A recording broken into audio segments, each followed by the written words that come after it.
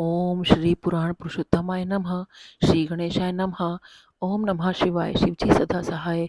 ओम नमः शिवाय। गुरुजी सदा सहाय। जय गुरुजी। शुक्राना गुरुजी। श्री शिव महापुराण कथा। तो हम आज से शुरू कर रहे हैं श्री शिव महापुराण। और इसमें जो है 7 संहिताएं हैं। पहली जो है विद्वेश्वर संहिता है।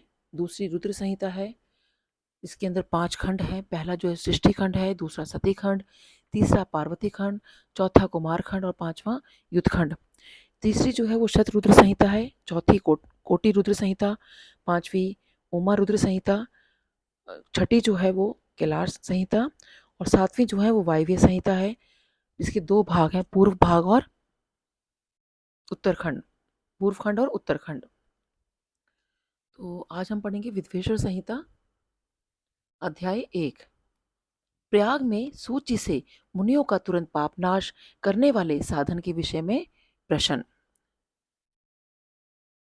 जो आदि और अंत में तथा मध्य में भी नित्य मंगलमय है, जिनकी समानता अथवा तुलना कहीं भी नहीं है, जो आत्मा के स्वरूप को प्रकाशित करने वाले देवता परमात्मा है, जिनके 5 मुख हैं और जो खेल ही खेल में अनायासा जगत की रचना, पालन और संहार तथा अनुग्रह एवं तिरोभाव रूप 5 प्रबल कर्म करते हैं, उन सर्वश्रेष्ठ अजर अमर ईश्वर अंबिकापति भगवान शंकर का मैं मन ही मन चिंतन करता हूँ। तो यहाँ पे जो है इस श्लोक के द्वारा यहाँ बताया गया है कि भगवान शिव जो है 5 मुख वाले हैं, और वो ऐसे ही संहार भी करते हैं, रचना भी करते हैं, पालन भी करते हैं, अनुग्रह भी करते हैं, तिरोभाव भी करते हैं। कि भगवान के जो 5 कर्म है उसके बारे में यहाँ बताया गया है। तो कहते हैं, हे प्रभु भगवान शिव, मैं आपको मन ही मन आपका चिंतन करता हूँ। व्यास जी कहते हैं, जो धर्म का महान क्षेत्र है और जहाँ गंगा यमुना का संगम हुआ, उस परम पुण्य में प्रयाग में जो ब्रह्मलोक का मार्ग है, सत्यव्रत में तत्पर रहने वाले महातेजस्वी महाभाग महात्मा मुनियों ने एक विशाल ज्ञान यज्ञ का आयोजन किया था।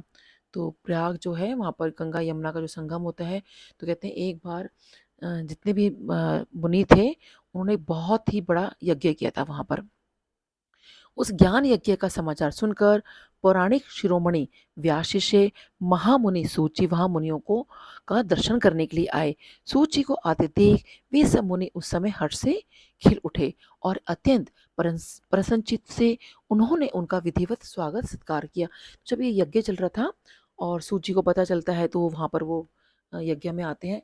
तो सारे जितने ऋषि मुनि होते हैं उनको देखकर बहुत ही प्रसन्न हो जाते हैं कि सूजी जो है यहाँ पधारे हैं। तत्पश्चात उन प्रसन्न महात्माओं ने उनकी विधिवत स्तुति करके विनय पूर्वक हाथ जोड़कर उनसे इस प्रकार कहा, सर्वज्ञ विद्वान रोमहर्षण जी, आपका भाग्य बड़ा भारी है। इसी से आपने व्यास जी के मुख से अपनी प्रसन्नता के लिए संपूर्ण पुराण विद्या प्राप्त की थी। तो देखिए उनको कितना मान सम्मान दे रहे हैं, उनको रोमहर्षण जी भी कह रहे हैं। तो रोमहर्षण जी उनको इसलिए कहा जाता था कि जब वो बोलते थे तो सबका जो रोम है वो हर्षित हो जाता था, पुलकित हो जाता था, इसलिए उनका नाम पड़ा रोमहर्षण। तो वो सब भी बहुत प्रसन्न है, इसलिए आप आश्चर्य स्वरूप कथाओं के भंडार हैं। ठीक उसी तरह जैसे रत्नाकर समुद्र बड़े बड़े सारभूत रत्नों का आगार है। तो कहते हैं कि आपके अंदर तो इतना ज्ञान का भंडार है, जैसे समुद्र में देखिए कितना कुछ होता है, कितने रत्न होते हैं, कितना कुछ है समुद्र में। तो कहते हैं कि ऐसे ही आपके अंदर ज्ञान का भंडार है। तीनों लोकों में भूत वर्तमान और भविष्य तथा और भी जो कोई वस्तु है वह आपसे अज्ञात नहीं है। तो देखिए वही है कि उनको सब कुछ पता है, और क्योंकि जिसको ज्ञान होता है तो उसको सब कुछ पता ही होता है, चाहे वो भूत हो, वर्तमान हो, भविष्य हो।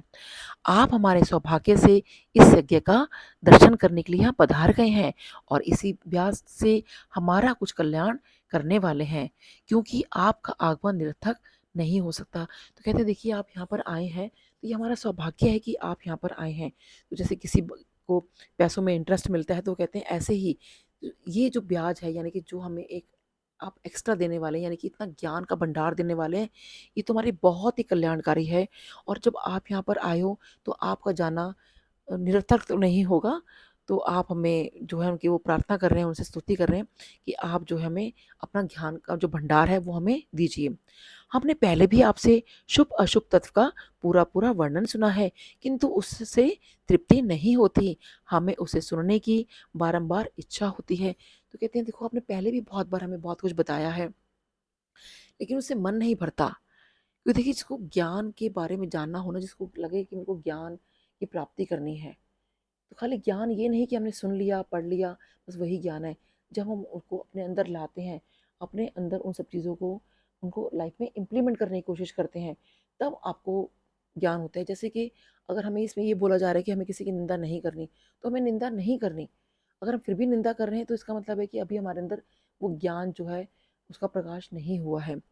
तो वो कहते हैं कि अब आप जो है हमें तृप्त करिए, आप हमें कुछ सुनाइए। उत्तम बुद्धि वाले सूत जी, इस समय हमें एक ही बात सुननी है। यदि आपका अनुग्रह हो तो गोपनीय होने पर भी आप उस विषय का वर्णन करें। कहते हैं सूत जी हमें तो एक ही बात जाननी है। अगर वो गोपनीय भी है ना, तो आपको लगता है कि वो किसी को बताने वाली बात नहीं है, तो हमें फिर भी जाननी है।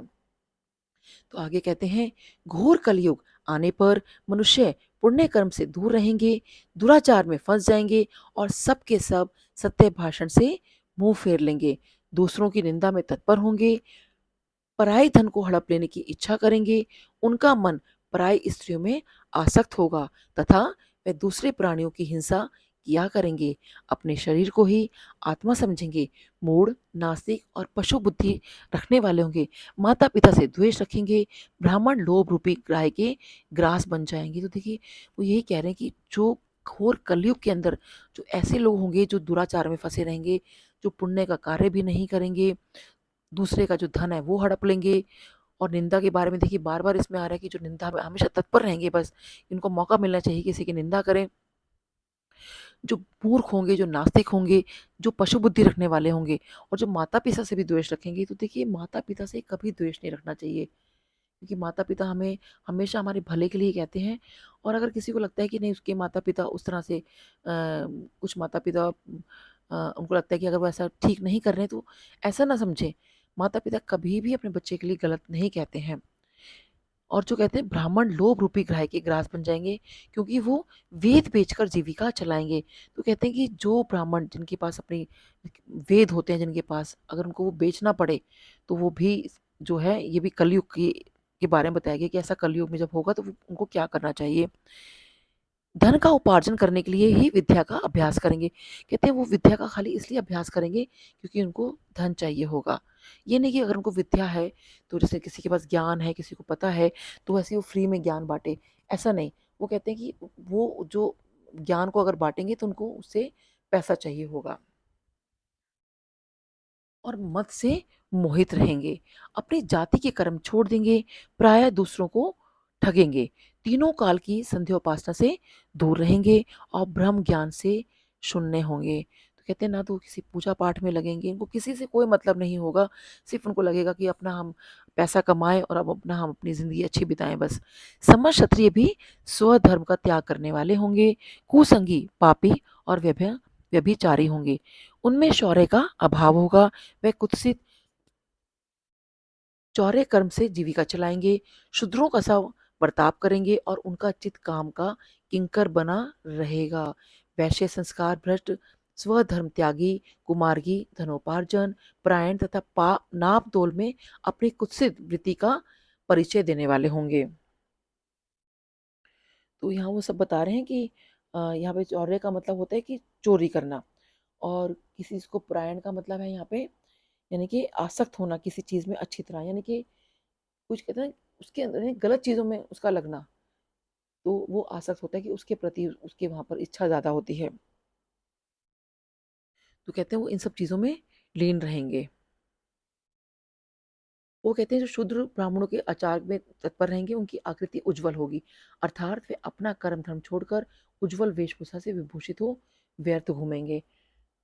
वे स्वभावतः ही अपने धर्म का त्याग करने वाले होंगे, उनके विचार धर्म के प्रतिकूल होंगे, वे कुटिल और दुष्ट निंदक होंगे। तो वो कहते हैं कि जो ऐसे लोग होंगे जो नास्तिक होंगे और जो सिर्फ गलत तरीके से धन को उत्पन्न करने में लगे रहेंगे और जिनमें भ्रष्टाचार होगा, जिनको दूसरों से कोई मतलब नहीं होगा और जो बहुत ही कुटिल होंगे और द्विज निंदक होंगे। तो देखिए ये द्विज जो शब्द आता है ना, द्विज का मतलब होता है दो, यानी कि द्वि का अर्थ होता है दो और ज का मतलब होता है जन्म। यानी कि दूसरा जन्म, तो दूसरा जन्म का यहाँ क्या मतलब होता है, यानी कि जिसका दो बार जन्म हुआ। तो वो कैसे होता है कि एक जो जो जन्म है देखिए वो मानव का वो अपनी माता से होता है, तो वो कहते हैं वो पशु के रूप में हुआ। और जब यही जन्म, जब अपना जो जन्म है, जब हम बड़े होते हैं और अच्छे संस्कार लेते हैं, मन में अच्छे भावना रखते हैं और उस अपने संस्कारी जीवन को जब हम कल्याण हेतु, समाज के कल्याण हेतु हम लगाते हैं और संकल्प लेते हैं, तो और संस्कारवान भी हो जाते हैं और ज्ञानी भी हो जाते हैं। तो वो कहते हैं कि ऐसे लोगों को द्विज कहा जाता है। तो वो कहते हैं कि जो इस तरह के लोग होंगे कलयुग के अंदर, वो द्विज निंदक भी होंगे, यानी कि वो उनकी भी निंदा करेंगे। जो संसार में, जो समाज में अगर कल्याण का काम भी कर रहा होगा ना, तो उसकी भी वो निंदा करेंगे। और देखिए वही होता है हमारे समाज में कि जो भी कोई भला करने निकलता है, उसके बारे में लोग सोचते हैं कि इसको पता नहीं क्या मिल रहा है, क्यों इसको इतना भला करने की लगी हुई है। तो हर तरह से देखिए लोग जो है निंदा के अंदर बहुत अग्रणी रहते हैं, बहुत आगे रहते हैं। यदि धनी हुए तो कुकर्म में लग जाएंगे। अगर देखिए वो कहते हैं कि अगर किसी के पास पैसा है तो कुकर्म में लग जाएंगे, यानी कि उनको बस घूमना फिरना ये सब चीजें लगी रहेंगी। अपने को कुलीन मानकर चारों वर्णों के साथ वैवाहिक संबंध स्थापित करेंगे। वो मतलब उनको जब लगेगा कि उनके पास तो बहुत पैसा है, बड़े कुलीन है, उनको लगेगा भाई कोई भी वर्ण से वो शादी कर लेंगे। वो सोचेंगे इससे भी विवाह कर लूं, इससे भी कर लूं, क्योंकि उनके पास धन है। समस्त वर्णों को अपने संपर्क से भ्रष्ट करेंगे। वे लोग अपने अधिकार सीमा से बाहर जाकर द्विजोचित सत्कर्मों का अनुष्ठान करने वाले होंगे। कलयुग की स्त्रियां प्राय सदाचार से भ्रष्ट और पति का अपमान करने वाली होंगी। सास ससुर से धो करेंगी, किसी से भय नहीं मानेंगी, मलिन भोजन करेंगी, कुत्सित हाव भाव में तत्पर होंगी। उनका शील स्वभाव बहुत बुरा होगा और वे अपने पति की सेवा से सदा ही विमुख रहेंगी।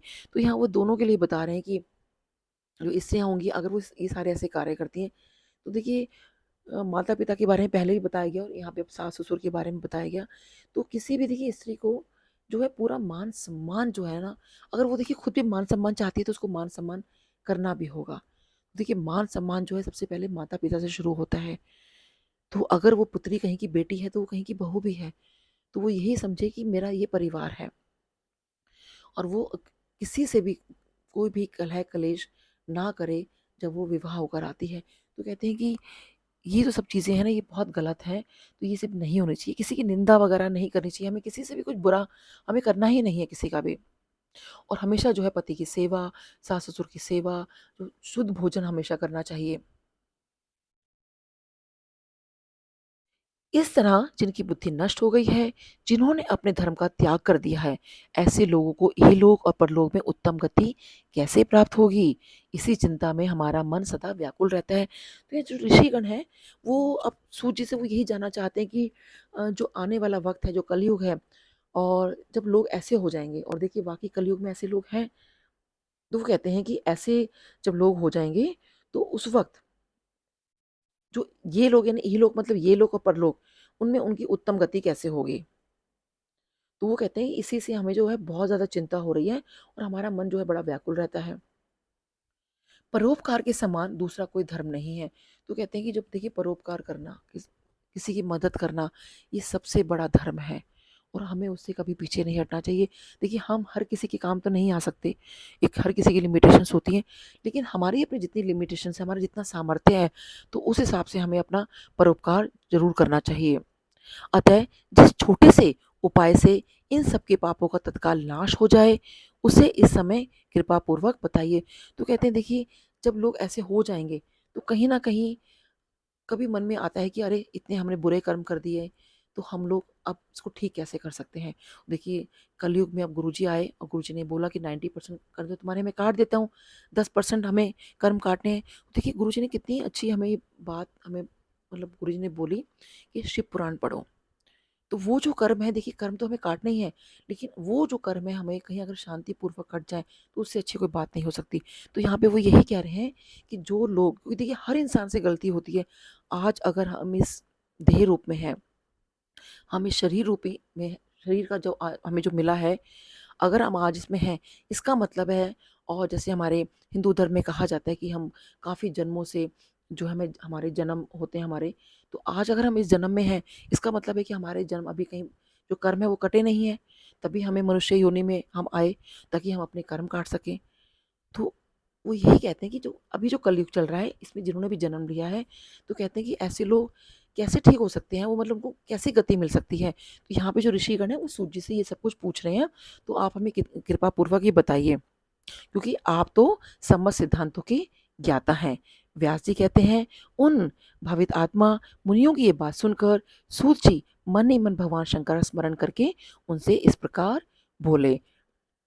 तो ये व्यास जी बता रहे हैं कि किस तरह से ये चीज़ हुई थी कि सूत जी जो हैं वहाँ पहुँचे, जहाँ पे यज्ञ हो रहा था, और सारे जो ऋषिगण हैं, शौनक जी आदि जो हैं, वो सारे के सारे उनसे फिर कहते हैं कि आप तो इतना आपका ज्ञान का भंडार है, तो आप हमें बताइए कि हम ये बात सुनना चाहते हैं कि जो कलयुग के अंदर इतना दुराचार हो जाएगा, इतना बुरा वक्त आएगा, उस बुरे वक्त में लोग अपने आप को कैसे इस भवसागर से पार करने के लिए क्या उपाय कर सकते हैं। तो शिव पुराण की जो देखिए महिमा है वो यही है कि इसको पढ़ने से हम कहीं न कहीं अपने कर्मों को काट सकते हैं, और इसका बहुत ही ज़्यादा महत्व है। और जो ये हम विद्वेश्वर संहिता जो आज हमारी शुरू हुई है, तो विद्वेश्वर संहिता जो है इसमें भगवान से संबंधित, भगवान शिव से संबंधित जो चीज़ें हैं वो बताई गई हैं। और इस संहिता में जो है शिवरात्रि व्रत के बारे में बताया गया है। भगवान के जो 5 कृत्य हैं, यानी कि जो भगवान के 5 काम हैं, उनके बारे में बताया गया है। ओंकार यानी कि जो ओम है, यानी कि प्रणव है, उसके बारे में यहाँ बताया गया है। शिवलिंग की पूजा और जो दान है, उसके बारे में बताया गया कि हम शिवलिंग की पूजा करते हैं तो क्यों करते हैं, और उसका फ़ायदा क्या होता है, और हम जब दान करते हैं तो उसका क्या फ़ायदा है। ऐसे शिव की जो भस्म है, जो रुद्राक्ष है, उसके महत्व के बारे में इसमें बताया गया है। तो ये हम आगे पढ़ेंगे, और हमारा अध्याय यहाँ पे 1 अब समाप्त होता है। देखिए, हमें हर अध्याय से कोई ना कोई मैसेज मिलता है, तो हमें यही मैसेज इसमें मिलता है कि हमें जितना जल्दी हो सके शिव पुराण जो है हमेशा हमें पढ़ना शुरू कर देना चाहिए। नहीं पढ़ सकते तो हमें श्रवण यानी सुनना ज़रूर चाहिए। ओम नमः शिवाय।